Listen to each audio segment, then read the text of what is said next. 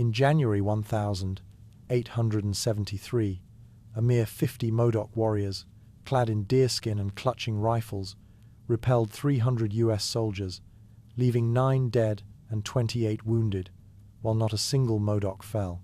Historian Keith A. Murray writes, "They shuttled men swiftly, making every soldier believe they faced a larger force. Across 3 miles of jagged lava, Captain Jack, his tattered blanket coat swaying, led this defiance. How did this small band hold their stone fortress against such odds? Watch to uncover the bravery and tragedy of their stand." By 1870, the Modoc people, weary and hungry, could no longer endure the Klamath Reservation. Captain Jack, a leader with tired eyes and a tattered blanket coat draped over his shoulders, guided his band of roughly 150 men, women, and children back to their ancestral lands near Tule Lake.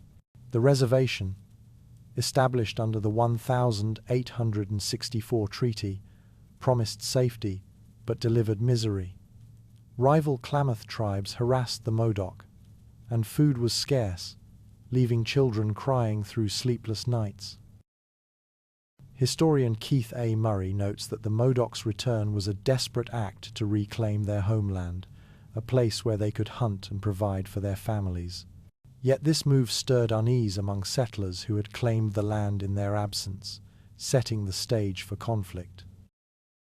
For 2.5 years, from April 1870 to November 1872, Captain Jack's band maintained a fragile peace.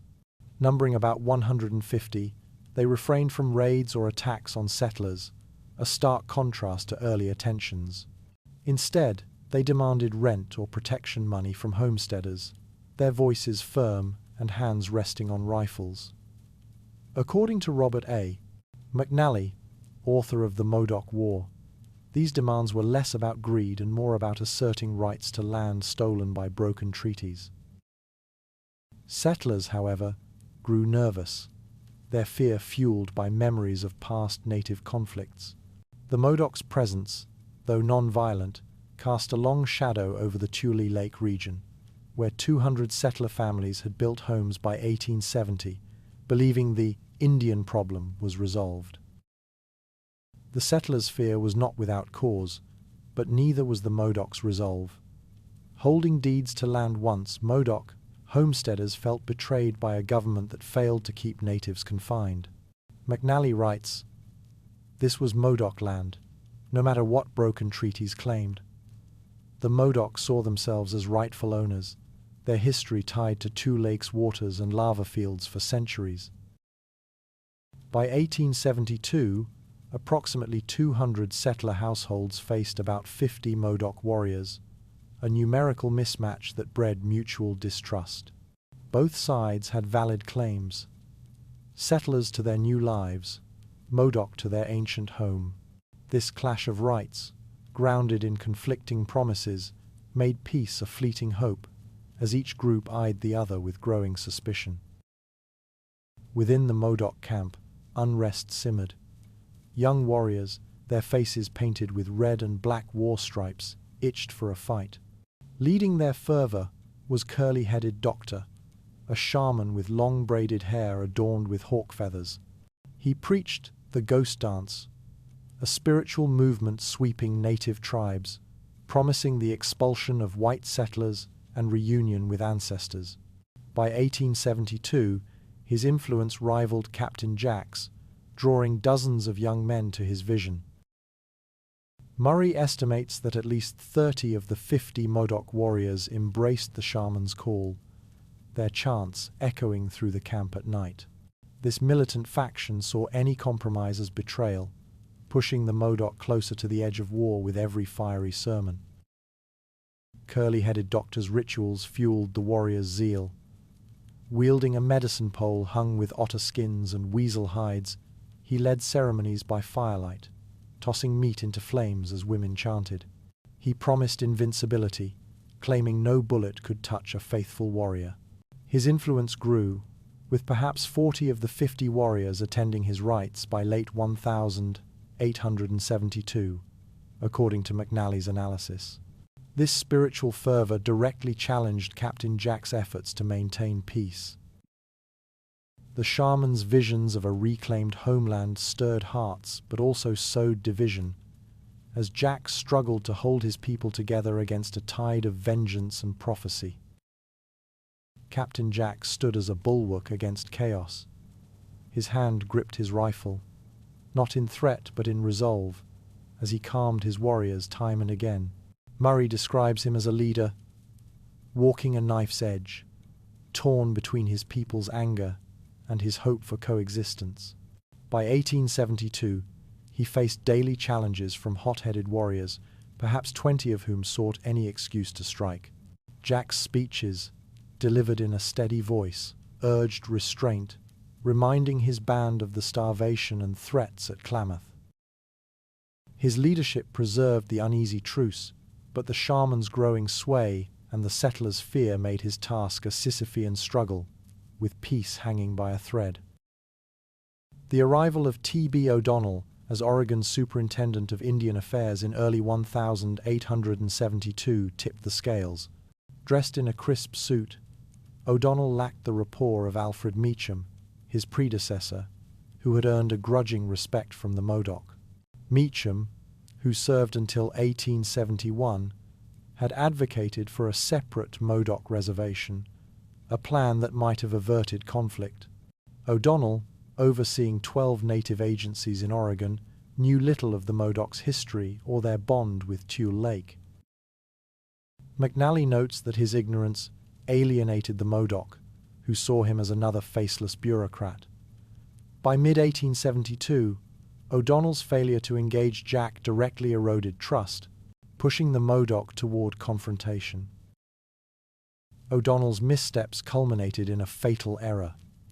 Without consulting his superiors, Lieutenant Colonel Frank Wheaton or General Edward Canby, he ordered Major John Green at Fort Klamath to confront Jack's band. McNally calls this decision a disaster in the making, as it bypassed the chain of command and ignored the delicate balance Jack maintained. Green, commanding 80 troops at the fort, was tasked with forcing 150 Modoc back to the reservation. O'Donnell's haste, driven by settler complaints numbering over 50 by November 1872, set a collision course, with no regard for the Modoc's perspective or the potential for bloodshed. On the 29th of November 1872, Captain James Jackson, his blue uniform stained with mud, led 40 cavalrymen through a biting sleet storm to Lost River. The plan was to overawe the Modoc with a show of force, compelling their return without violence. Jackson's small detachment, drawn from Fort Klamath's 80-man garrison, was meant to number closer to 60, but weather and logistics whittled it down. Murray writes, "The army's intent was intimidation, not battle, but the numbers told a different story." The Modoc, with 50 warriors ready to defend their camp, saw no reason to fear this diminished force, their resolve hardened by years of broken promises. The weather turned a bad plan worse. Icy winds and frozen trails slowed Jackson's men, robbing them of the dawn surprise they needed. After 16 hours in the saddle, covering 30 miles from Fort Klamath, the troops reached Jack's camp at daylight, their element of surprise lost. McNally estimates that the Modoc, alerted by scouts, had at least an hour to prepare, with 50 warriors positioned among the lodges. The soldiers, shivering and exhausted, faced a camp of 150 Modoc, including women and children, who watched their approach with defiance. This miscalculation, born of nature's cruelty and O'Donnell's rashness, ensured that peace would crumble in the morning light. Captain James Jackson's soldiers, shivering in their mud-caked uniforms, dismounted and stepped into Captain Jack's camp on the 29th of November, 1872. The air was thick with tension as 40 troops faced a village of 150 Modoc, where women stirred pots over crackling fires and men watched with narrowed eyes. Across the Lost River, a group of 12 civilians, armed with shotguns and acting without military orders, approached the smaller camp of Hooker Jim, where 17 warriors stood ready. Historian Robert A. McNally notes that these civilians, driven by fear and vengeance, escalated a delicate situation. Their presence, unwelcome to both the army and the Modoc, turned a planned show of force into a volatile standoff, with 50 Modoc warriors poised to defend their homes. The civilians at Hooker Jim's camp, their hands gripping shotguns, demanded the surrender of weapons. They faced 17 warriors, who at first complied, stacking bows and old flintlock rifles on the frozen ground. By 1872, the Modoc possessed about 50 firearms, many outdated, but still lethal in skilled hands. Keith A. Murray estimates that 15 of Hooker Jim's men carried such weapons, their reluctance clear in their tight jaws and shifting glances. The air grew taut, as if a single spark could ignite violence. McNally writes, "The civilians' aggressive posturing was a match held too close to kindling. This moment, with 12 settlers facing 17 warriors, encapsulated the mistrust that had festered since the Modoc's return to Tule Lake, where 200 settler families now lived in fear." Inside Jack's camp, Captain Jack remained in his lodge, wrapped in a worn blanket coat, awaiting a parley with the officer in charge. He later claimed he expected negotiations, as had occurred in past encounters. His absence during the critical moments, lasting roughly 45 minutes, puzzles historians. Murray questions, did Jack not hear the rising voices outside, or was he unaware of the escalating tension? With 100 non-combatants, including women and children, in the camp, Jack's delay suggests a hope for diplomacy, rooted in his 2-year effort to maintain peace. Yet, with 50 warriors ready to fight, his absence left the situation to spiral, as the soldiers' boots crunched closer and the civilians' demands grew louder across the river.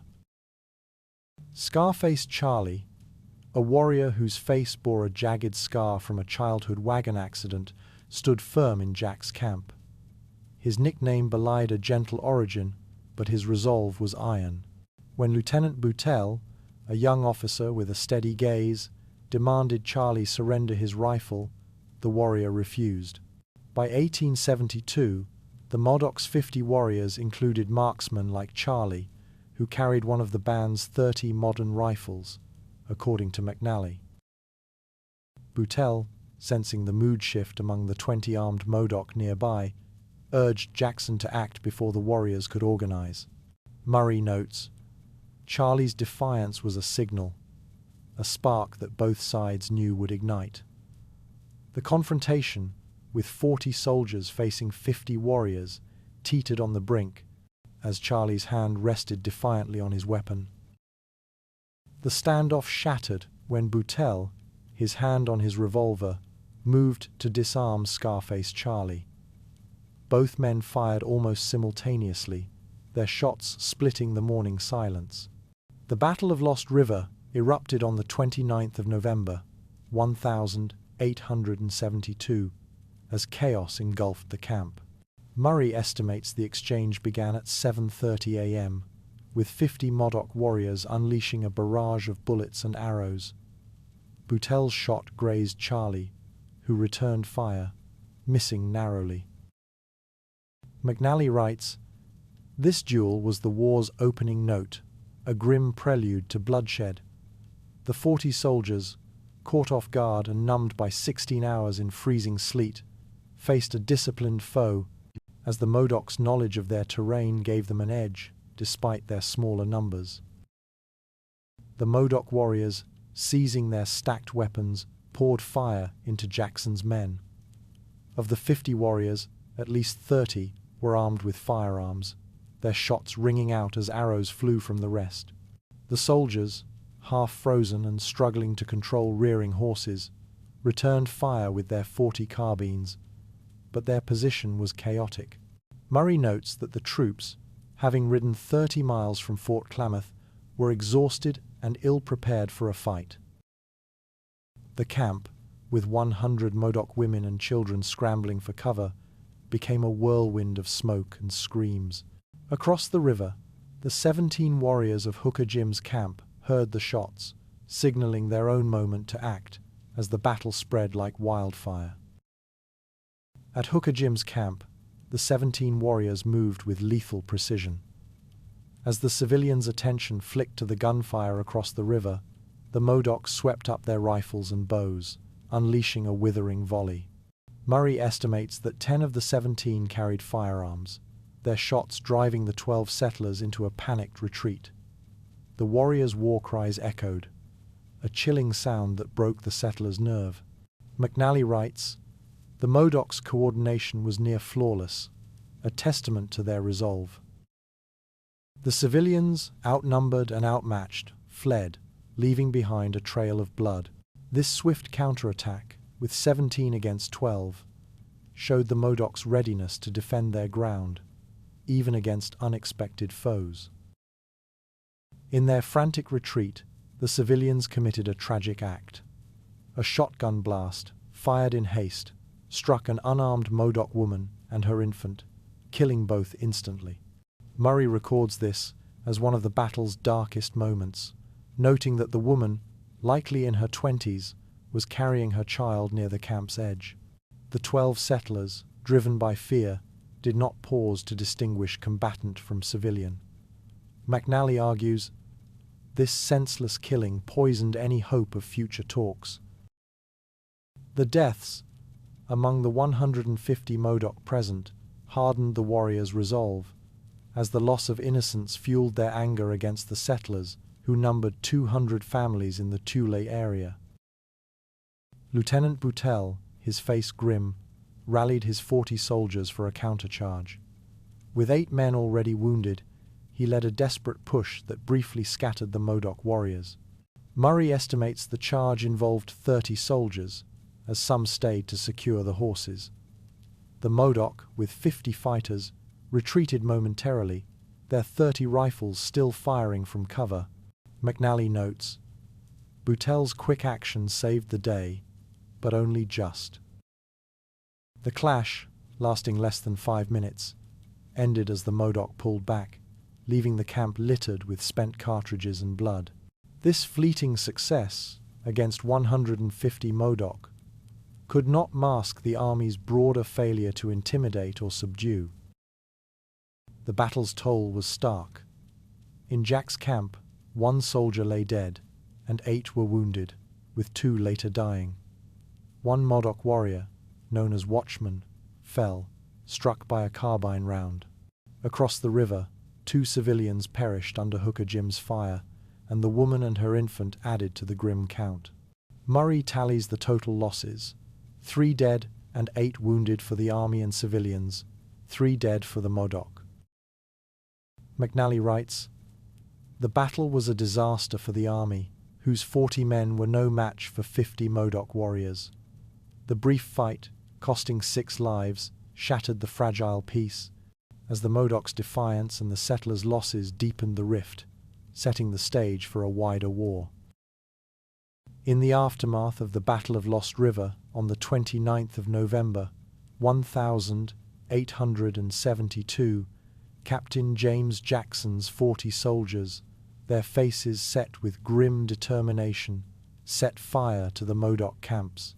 Lodges, numbering about 30 in Jack's village, were reduced to ash, along with blankets, food stores, and tools essential for the 150 Modoc. Tragically, an elderly Modoc woman, likely in her 60s, perished in the flames, trapped in her hut. Historian Keith A. Murray records this as an unintended but devastating loss, noting that the fire hardened Modoc resolve. Robert A. McNally adds, "The burning of the camps, especially the death of the elder, turned a tactical retreat into a vow of resistance. For the 50 Modoc warriors, this act, following the killing of a mother and child, deepened their commitment to fight, as the army's 40 men unwittingly fueled a cycle of vengeance. The Modoc, driven from their burning camps, fled south toward Tule Lake. Some, perhaps 20 families, paddled canoes down the lost river, their paddles slicing through icy waters, while others trekked overland, carrying what little they could salvage. Their destination was the lava beds, a rugged expanse 10 miles south, where they sought refuge. By December 1872, all 150 Modoc, including 50 warriors, reached this natural fortress. Murray estimates that the group included 50 women and 50 children, their faces etched with fear and defiance.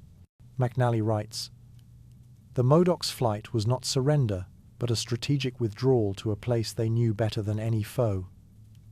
The lava beds, with their labyrinthine trenches, offered the Modoc a chance to regroup and resist, setting the stage for a prolonged stand.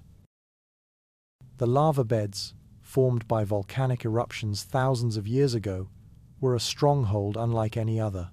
Spanning 10 square miles, the terrain featured jagged lava rocks, 200 caves, and natural trenches up to 10 feet deep. Murray calls it the Modoc's Alamo, a maze of stone where they held every advantage. The 50 warriors, trained since youth to navigate its paths, could move unseen, their footsteps silent on familiar ground. By late 1872, the Modoc had fortified 20 key positions, using caves to shelter families and trenches to ambush enemies.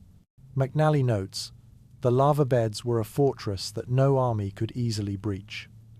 For the 150 Modoc, this land, sacred and strategic, became their last bastion, a place where 50 men could defy hundreds. Not all Modoc sought peace in the lava beds. Hooker Jim, his eyes burning with rage, led a band of 12 warriors on a vengeful rampage. On the 29th of November, 1872, they struck first at 2 settlers, likely in their 30s, who ventured out to investigate the battle's gunfire. Both were killed instantly, their bodies left on the frozen ground. The warriors then attacked the Bodie family, Australian immigrants numbering 8. 4 men, aged 20 to 40, fell under a hail of bullets, while the women were spared. Murray estimates that Hooker Jim's group, armed with 10 rifles, acted without Jack's approval. McNally writes, "This was retribution, not strategy, a bloody response to the camp burnings." The killings, totaling 6 that morning, marked a dark turn, escalating the conflict beyond the battlefield. The rampage continued at the Brotherton homestead, where 3 more settlers, all men in their 20s and 30s, were cut down. William Brotherton's wife, a woman of 35, stood defiant, a Winchester rifle in one hand and a revolver in the other.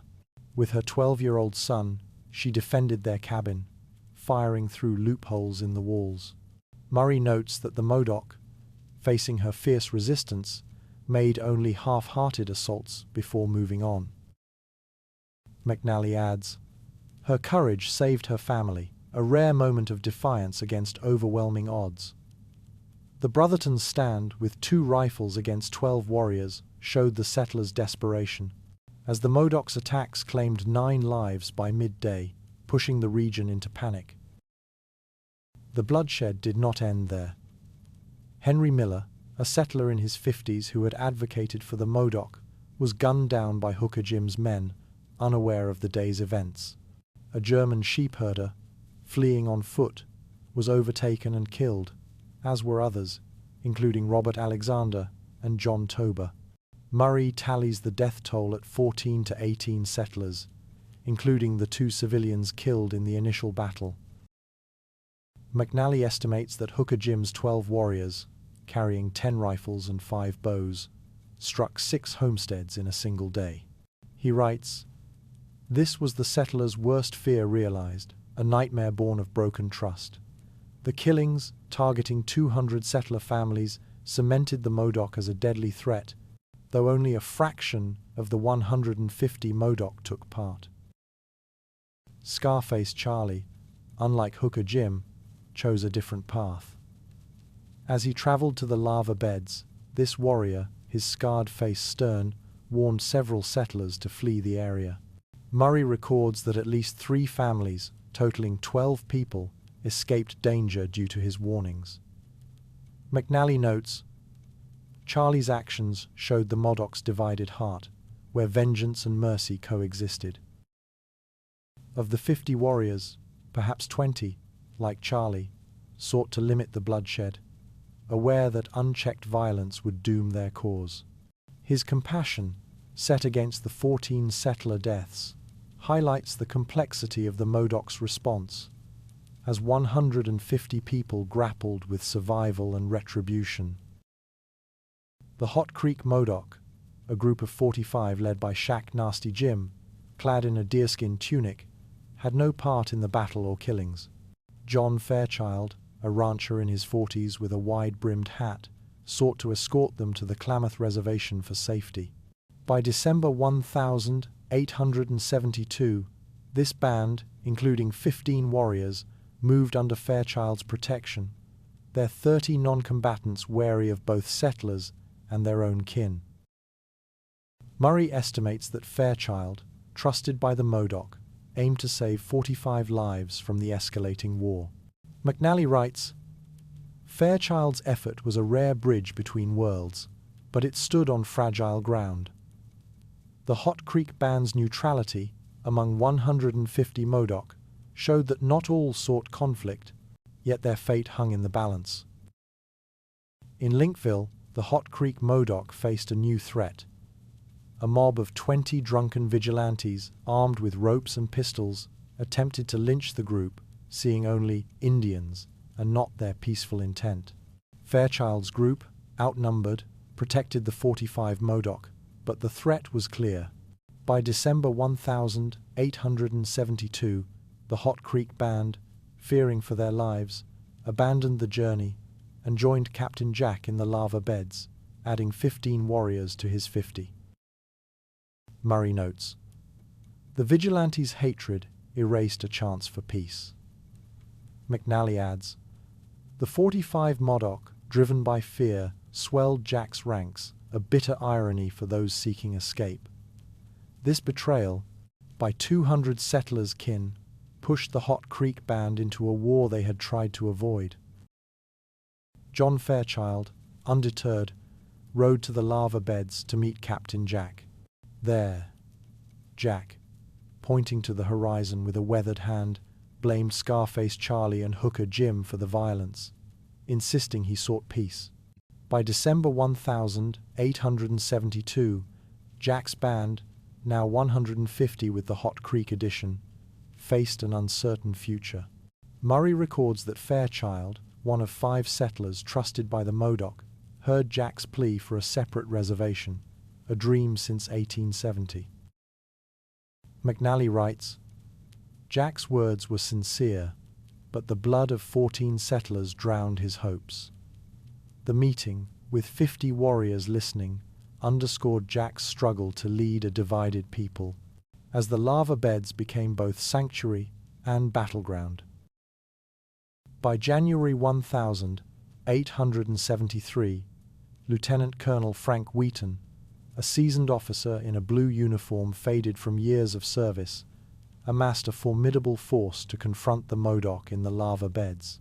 His command numbered 214 regular soldiers, a mix of cavalry and infantry, alongside 60 California militiamen, 30 Klamath warriors, 15 Northern Paiute scouts, and 25 civilian volunteers led by John Fairchild. The army, totaling 344 men, was equipped with 2 mountain howitzers and several Coehorn mortars, weapons designed to rain destruction from above. Historian Keith A. Murray notes that Wheaton's force, outnumbering the Modoc's 50 warriors by nearly 7-1, aimed to crush resistance swiftly. Robert A. McNally adds, The army's confidence was bolstered by artillery, but the lava beds would prove a humbling adversary. This build-up, following the loss of 3 lives at Lost River, signaled a shift from intimidation to all-out assault. On the 17th of January 1873, Wheaton launched his attack on the Modoc Stronghold, but nature conspired against him. A thick fog blanketed the lava beds, reducing visibility to mere feet across the 10-square-mile expanse. The 344 soldiers, trudging over jagged lava rocks, could not see their targets, and the howitzers and mortars, capable of firing 12-pound shells, stood silent to avoid hitting friendly troops. Murray estimates that the fog persisted until midday, crippling the army's plan to bombard 20 Modoc positions. McNally writes, "The fog was the Modoc's silent ally, cloaking their movements. The 50 Modoc warriors, hidden in trenches 10 feet deep, faced no such handicap, their knowledge of the terrain allowing them to strike with precision, as 344 men stumbled blindly into a trap. From their trenches, Modoc sharpshooters, wielding 30 modern rifles among their 50 warriors, fired through the mist, their muzzle flashes the only sign of their presence. The 344 soldiers, spread across a 3-mile front, struggled over razor-sharp lava, their boots torn and morale shaken. Some Modoc, perhaps 10, called out soldiers by name, their mocking laughter echoing through the fog. Murray records that these taunts, targeting 60 militiamen known to the Modoc, sowed confusion and fear." McNally notes, "The Modoc's psychological warfare was as deadly as their bullets. The army, expecting to face 150 Modoc, including 100 non-combatants, believed they were up against a larger force, a testament to the warriors' cunning in a terrain where 200 caves offered perfect cover." Unknown to Wheaton, the 30 Klamath warriors, hired as scouts, betrayed their allies. Under cover of fog, they slipped ammunition and supplies to the Modoc, bolstering their 50 fighters. Murray estimates that the Klamath delivered 200 rounds of rifle ammunition, a critical boost for the Modoc's 30 firearms. McNally writes, "This treachery, undetected by the army, tilted the battle decisively. The 344 soldiers, unaware of the betrayal, faced a foe that seemed inexhaustible, as the Modoc's 10 key trenches held firm. The Klamath's duplicity, rooted in tribal ties, underscored the complexity of native alliances, as 15 Paiute scouts remained loyal, but could not counterbalance the loss. Despite their small numbers, the 50 Modoc warriors defended a 3-mile perimeter with astonishing skill," Murray explains. "They shuttled men rapidly between 20 positions, making every soldier believe they faced equal numbers. The Modoc, with 30 riflemen and 20 archers, pinned down entire companies, their 10 trenches serving as deadly choke points. McNally estimates that 3 Modoc could hold a trench against 30 soldiers, forcing Wheaton's 344 men to advance cautiously. The army, believing they faced 100 warriors, reported heavy resistance at every point." Murray notes, "The Modoc's mobility turned a small band into a phantom army. This tactic, honed in a landscape of 200 caves, allowed 50 men to outmaneuver 344, preserving their strength while exhausting their foes. The battle's toll was one-sided. 9 soldiers and militiamen fell, with 28 wounded, 3 of whom later died. Not a single Modoc was killed, a stunning outcome for 50 warriors against 344. Murray records that the army's losses included 5 regulars and 4 militiamen, struck by 30 Modoc rifles and 20 bows. McNally writes, "The Modoc's victory was a masterclass in defensive warfare. The 344 soldiers, retreating by dusk, left behind a field littered with blood and broken equipment. their 2 howitzers unused. The Modoc, with 100 non-combatants safe in 20 caves, proved that 10 miles of lava could defy an army, setting a precedent for the war's brutal course. The night before the battle, Captain Jack, his blanket coat heavy with frost, urged surrender. Supported by 14 warriors, he argued for peace to spare the 150 Modoc further loss. Yet 40 warriors, led by Hooker Jim and curly-headed Doctor, voted to fight, knowing capture meant execution for the 14 settler deaths. Murray estimates that 30 of the 50 warriors followed the shaman's lead, their resolve hardened by the burning of their camps. McNally notes, Jack's plea was drowned by vengeance and fear. The 344 soldiers, unaware of this debate, faced a united front as 20 trenches bristled with defiance, a choice that would define the Modoc's stand. Curly-headed Doctor, his braided hair adorned with hawk feathers, wove a spiritual shield around the stronghold. He laid a red-painted Tule rope across 3 miles, declaring no white man could cross. His medicine pole, hung with otter skins and weasel hides, stood as a symbol of invincibility. Murray records that 40 warriors joined his rituals, dancing by firelight as 100 non-combatants chanted. McNally writes, the shaman's promises gave the Modoc heart to face 344 foes. The 50 warriors, bolstered by 200 rounds from the Klamath, believed their 30 rifles were protected by sacred power, a belief that held firm as 10 trenches repelled every assault. The Modoc's triumph shattered Wheaton's command. General Edward Canby, a tall man with a thoughtful face, arrived to relieve him, appointing Colonel Alvin Gilliam, a less popular officer. Murray notes that Wheaton's force, with 344 men, suffered 37 casualties, a humiliating blow. McNally writes, the defeat was a stain the army could not ignore. Canby, commanding 1,000 troops across the region, faced pressure to end the war. The 50 Modoc, safe in 20 caves, had turned 10 miles of lava into a fortress, their 30 rifles outmatching 344.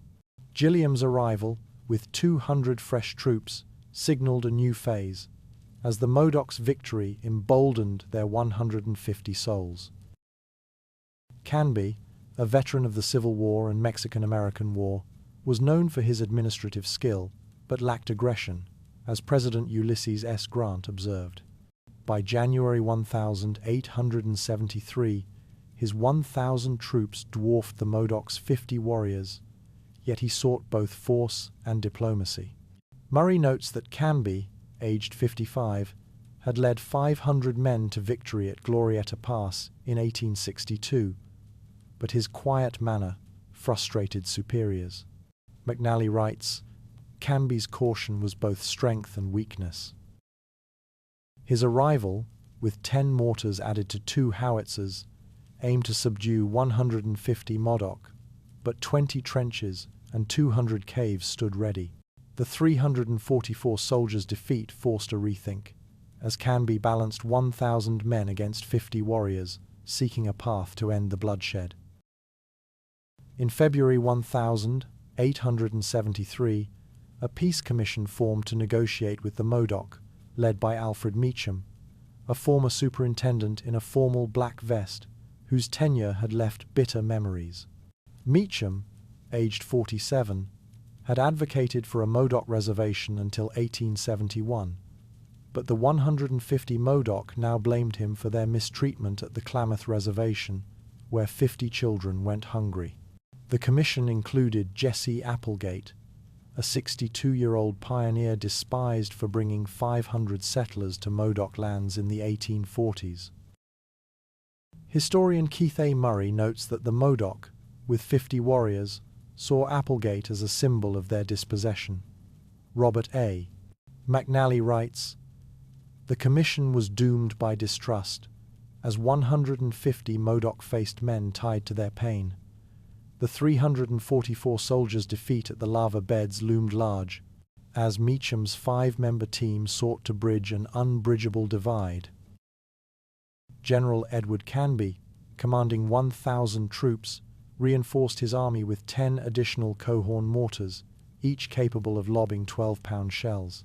Yet Captain Jack, his tattered blanket coat a mark of endurance, pushed for surrender to spare his 150 people. Like Chief Joseph in the Nez Perce War, Jack's authority was limited, governing only his 50 warriors loosely. Murray estimates that 40 of the 50 followed curly-headed Doctor or Hooker Jim, leaving Jack's 15 loyalists outnumbered. McNally notes, Jack was a chief in name, not command, unable to order 150 Modoc to fight or yield. With 1,000 soldiers encircling 10 miles of lava beds, Jack's pleas for a Lost River reservation, voiced to 5 commissioners, faced a government demanding submission as 200 settler families clamored for justice. Peace talks dragged on for 3 months, from February to April 1873, under a tense truce. The Modoc, with 150 souls, demanded a reservation at Lost River or Hot Creek, a 20-square-mile area they had roamed for centuries. The government, backed by 1,000 troops, insisted on unconditional surrender and trials for 12 warriors, including Hooker Jim for the 14 settler deaths. Murray records that 10 meetings occurred, with 50 Modoc warriors attending 5. McNally writes, the talks were a dance of distrust, with 150 Modoc facing 5 commissioners who offered little. The army, now with 70 Warm Springs scouts replacing 30 Klamath, tightened its grip, as 200 caves sheltered 100 Modoc non-combatants. The 50 warriors, armed with 30 rifles, held firm, their 10 trenches a silent challenge to 1,000 men. Toby Riddle, Captain Jack's cousin, clad in a beaded dress, emerged as a vital emissary. Aged 28, she carried messages between the 150 Modoc and 5 commissioners, her steps cautious across 10 miles of lava. In April 1873, she warned Canby of an assassination plot, her voice urgent as she spoke of 12 warriors' plans. Canby, 55, puffing a cigar, dismissed her, saying, "Where duty calls, I go as a soldier." Murray notes that Toby, married to settler Frank Riddle, risked her life for both sides, trusted by 50 Modoc and 1,000 troops. McNally writes, her warning was a cry unheeded, a plea lost to hubris. Toby's courage, bridging 200 settlers and 150 Modoc, could not sway Canby, whose 10 mortars stood ready, unaware of 20 trenches bristling with defiance. On the 11th of April, 1873, a peace tent stood a mile from Colonel Alvin Gilliam's camp, where Canby, Meacham, and Reverend Eleazar Thomas, a 62-year-old pastor, met Captain Jack and 7 warriors, including Hooker Jim and Boston Charlie. The Modoc, with 30 rifles hidden under blankets, faced 5 commissioners, their faces tense. The 150 Modoc, with 100 non-combatants in 20 caves, watched from afar as 1,000 soldiers camped nearby. Murray estimates the meeting lasted 2 hours, with 10 demands exchanged but no agreement. McNally writes, the tent was a powder keg, with 50 warriors ready to ignite. The 12 warriors, knowing trials awaited for 14 killings, saw treachery in every word, as 200 settlers' anger fueled the government's stance. The talks collapsed in violence. Captain Jack, his hand trembling, drew a revolver and fired at Canby. The gun misfired, but a second shot struck Canby's head, followed by a knife to the throat. Boston Charlie, aged 30, shot Reverend Thomas in the chest and head, while Sconchin John, 35, pumped 4 rounds into Meacham. Murray records that 2 hidden warriors, Slowlux and Bronco, emerged with 2 rifles escalating the attack. McNally writes, Jack's act was desperation, a bid to cut the head from 1,000 troops. The 150 Modoc, with 50 warriors, had crossed a fatal line. As 5 commissioners faced 12 armed men, the tent, meant for peace, became a slaughter ground, with 200 caves waiting to shelter the fleeing Modoc. Toby Riddle's quick thinking saved lives. As the 12 warriors attacked, she shouted that 1,000 soldiers were coming, a lie that halted the Modoc. Meacham, bleeding from 4 wounds, survived, as did Frank Riddle and L.S. Dyer, who fled on foot. Murray notes that Toby, standing among 5 fallen men, tended Meacham's wounds, saving his life at age 47. McNally writes, Toby's cry was a spark of humanity in chaos. The 150 Modoc, with 100 non-combatants, retreated to 20 caves, their 50 warriors braced for retaliation. The 1,000 troops, now enraged, saw 200 settlers' fears confirmed, as 10 trenches stood ready for the next assault. The assassination was a catastrophic misstep. The deaths of Canby, a general with 35 years of service, and Thomas, a pastor of 30 years, ended any hope of a Modoc reservation. McNally calls it a fatal miscalculation, as 150 Modoc faced 1,000 troops bent on vengeance. Murray estimates that 200 settler petitions demanded action by April 1873. The 50 warriors, with 30 rifles, had sealed their fate, as 20 caves could not shield them forever. McNally notes, the Modoc's act united 200 families against them. The 12 warriors, led by Jack, had aimed to weaken 5 commissioners, but instead unleashed a storm, with 10 mortars poised to strike 10 miles of lava. The army, fueled by outrage, prepared a massive assault. By April 1873, Gilliam's 1,000 troops, double the 344 at the first battle, readied 12 howitzers and 10 mortars to crush 150 Modoc.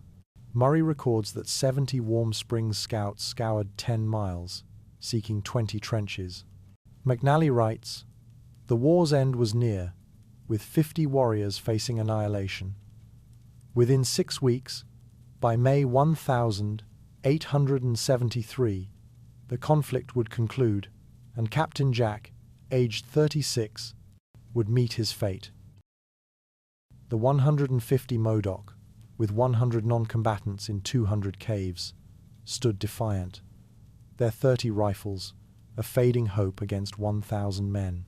The 14 settler deaths, avenged by 10 Modoc lives, marked a tragic spiral as 200 families awaited closure. The Modoc struggle, born of desperation and pride, was a testament to their bond with Tule Lake's 20 square miles. Their 150 souls, with 50 warriors, fought not just 1,000 troops, but a world that sought to erase them. Murray notes that 200 caves held 100 non-combatants, a people clinging to 10 miles of lava. McNally writes, their story, carved in blood and stone, challenges us to weigh justice against survival. The 30 rifles, 20 trenches, and 12 warriors' choices reflect a fight for identity, as 200 settlers and 5 commissioners shaped a tragedy.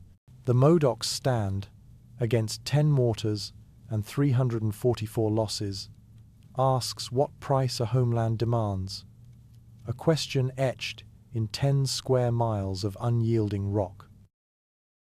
The Modoc's retreat into the shadowed caves of the lava beds marked a fleeting triumph, born of courage and bound to tragedy. Captain Jack's vision of a homeland, once carried in his steady gaze and tattered blanket coat, crumbled amid the blood of General Canby and Reverend Thomas. Their stand, with 50 warriors defying 1,000 troops across 10 miles of jagged stone, was a testament to a people's unyielding spirit. Yet the cost, etched in 14 settler lives and 10 Modoc souls, wove a tapestry of loss that neither side could escape. Historian Robert A. McNally calls their fight a desperate bid for survival, a struggle that echoes through the lava's silent scars, urging reflection on the price of justice and the enduring bond between a people and their land.